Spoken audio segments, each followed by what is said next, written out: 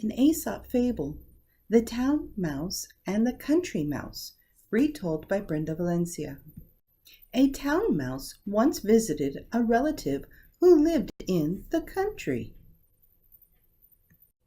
For lunch, the country mouse served wheat stalks, roots, and acorns, with a dash of cold water for drink. The town mouse ate very sparingly, nibbling a little of this and a little of that, and by her manner making it very plain that she ate the simple food only to be polite. After the meal, the friends had a long talk, or rather the town mouse talked about her life in the city while the country mouse listened.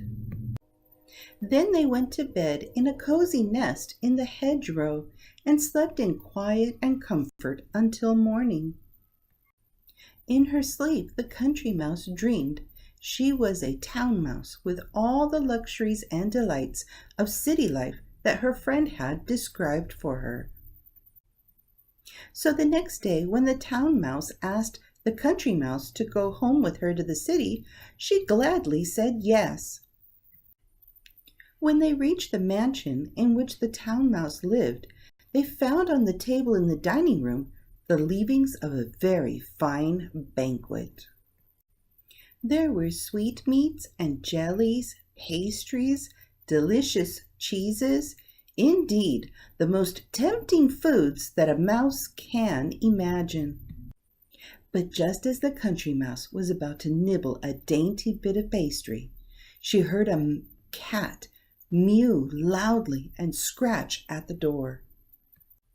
In great fear, the mice scurried to a hiding place, where they lay quite still for a long time, hardly daring to breathe.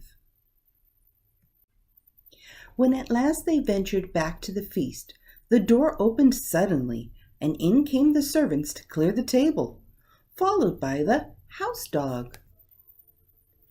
The country mouse stopped in the town mouse's den, only long enough to pick up her carpet bag and umbrella. "You may have luxuries and dainties that I have not," she said as she hurried away. "But I prefer my plain food and simple life in the country, with the peace and the security that go with it." The moral: poverty with security is better than plenty in the midst of fear and uncertainty.